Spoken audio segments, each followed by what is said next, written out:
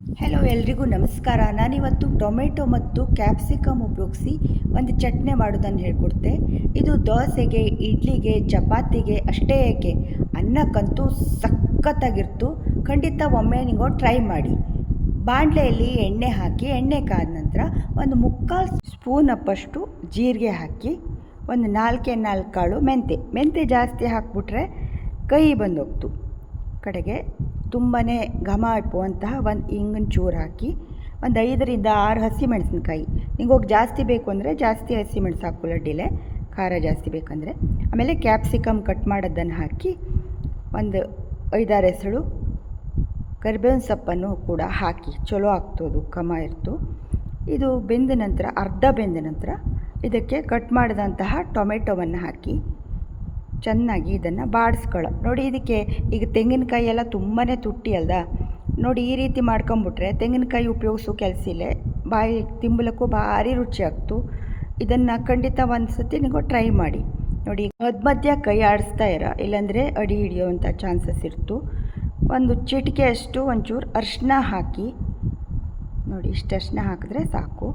ಕಡೆಗೆ ಹಾಗೆ ಕೈ ಆಡ್ತಾ ಇರಿ. ಈಗ ಚೆನ್ನಾಗಿ ಬೆಂದು ರುಚಿಗೆ ತಕ್ಕಷ್ಟು ಉಪ್ಪು, ಒಂದು ಚೂರು ಬೆಲ್ಲನೂ ಹಾಕಿ, ಆಮೇಲೆ ಒಂದು ಚೂರು ಹುಣಸೆ ಹಣ್ಣು, ಯಾಕೆಂದರೆ ಟೊಮೆಟೊನೇ ಹುಳಿ ಇರ್ತು, ಒಂದು ಚೂರು ಹಾಕಿದ್ದೆ ನಾನು. ಈಗ ಇದೆಲ್ಲ ಚೆನ್ನಾಗಿ ಬೆಂದು, ಈಗ ಗ್ಯಾಸ್ ಆಫ್ ಮಾಡಿ ತಣ್ಣುಲ್ ಬಿಟ್ಬಿಡಿ. ಇದು ತಣಿತಾ ಇರಲಿ. ಅಲ್ಲಿ ತನಕ ಒಂದು ಗಮ್ ಹೇಳಿ ಒಂದು ಒಗ್ಗರಣೆ ಮಾಡ್ಕೊಂಬ. ಒಂದು ಚಿಕ್ಕ ಬಂಡಿ ತಗೊಂಡು ಅದಕ್ಕೆ ಎಣ್ಣೆ ಹಾಕಿ. ನಾನಿಲ್ಲಿ ತೆಂಗಿನೆಣ್ಣೆ ಯೂಸ್ ಮಾಡಿದ್ದೆ. ಹಿಂಗೋ ಯಾವ ಎಣ್ಣೆ ಬೇಕಾದರೂ ಯೂಸ್ ಮಾಡಬೇಕು. ಸಾಸಿವೆ, ಜೀರಿಗೆ, ಒಂದು ಚೂರು ಇಂಗು ಘಮಕ್ಕೆ. ಆವಾಗೂ ನಾನು ಹಿಂಗೆ ಹಾಕಿದ್ದೆ, ಈಗ ಸ್ವಲ್ಪ ಹಾಕಿದ್ರೆ ಸಾಕು. ಆಮೇಲೆ ಒಣಮೆಣಸಿನ್ಕಾಯಿ, ಕರಿಬೇವಿನ ಸೊಪ್ಪು ಹಾಕಿ ಚೆನ್ನಾಗಿ ಮಿಕ್ಸ್ ಮಾಡಿ. ಈಗ ಇದೆಲ್ಲ ತಣ್ಣದ್ದು ಈಗ ಮಿಕ್ಸಿ ಜಾರಿಗೆ ಹಾಕಿ ಸ್ವಲ್ಪ ತಿರುಗಿಸ್ಕೊಬಪ್ಪ.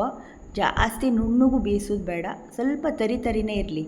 ಯಾಕೆಂದರೆ ಅನ್ನ ಕಲ್ಸ್ಕೊ ತಿಂಬ್ಲಾಗಿ, ದೋಸೆ ಜೊತೆಗೆ ತಿಂಬ್ಲಾಗಿ ಈ ಚಟ್ನಿ ಹೇಳೋದು ತರಿ ಇದ್ರೇ ಚಲೋ ಆಗ್ತು, ಯಾವುದೇ ಚಟ್ನಿನೇ ಆಗಲಿ.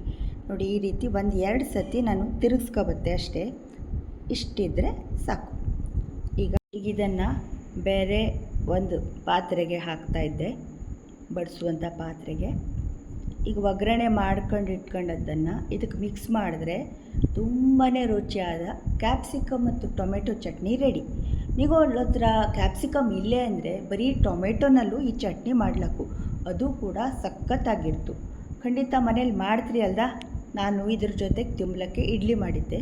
ನೀವು ದೋಸೆಗಾರು ಮಾಡ್ಕೊಳ್ಳಿ, ಚಪಾತಿಗಾರು ಮಾಡ್ಕೊಳ್ಳಿ, ಅಥವಾ ಅನ್ನ ಕಲ್ಸ್ಕೊ ತಿಂಬ್ಲಾರು ಮಾಡ್ಕೊಳ್ಳಿ, ತುಂಬಾ ಚಲೋ ಆಗ್ತು. ಒಂದು ತೆಂಗಿನಕಾಯಿಯು ಸಹ ಉಪಯೋಗಿಸೋ ಕೆಲಸ ಇಲ್ಲ. ಸಿಟಿಲಿದ್ದವರಿಗೆಲ್ಲ ತುಂಬ ಅನುಕೂಲ ಆಗ್ತಲ್ದ. ಟ್ರೈ ಮಾಡಿ. ನಿಂಗಳು ಫ್ಯಾಮಿಲಿ ಆ್ಯಂಡ್ ಫ್ರೆಂಡ್ಸಿಗೆಲ್ಲ ನನ್ನ ಯೂಟ್ಯೂಬ್ ಚಾನಲ್ ಲಿಂಕನ್ನು ಕಳಿಸಿ. ಎಲ್ಲರೂ ಸಬ್ಸ್ಕ್ರೈಬ್ ಮಾಡ್ಕೊಳ್ಳಿ, ನೋಡಿ ಆಯಿತಾ.